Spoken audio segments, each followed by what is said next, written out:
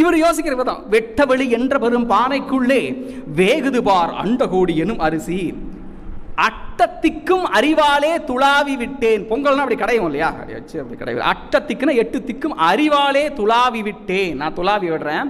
ஆஹாஹா அதை சுவைக்க என்ன இன்பம், ரொம்ப பெரிய இன்பமா இருக்கான், அதை சுவைக்கும் போதே பயங்கர இன்பமா இருக்கான். தொட்டுத்தான் அதை கொடுப்பேன் சூடு ஆறாதுங்கிற, நான் கொடுப்பேன் உங்களுக்கெல்லாம் கொடுப்பேன், தொட்டுத்தான் தீட்சியா சரிங்களா, மூலாதாரம், தொட்டுத்தான் அதை கொடுப்பேன் சூடு ஆறாது.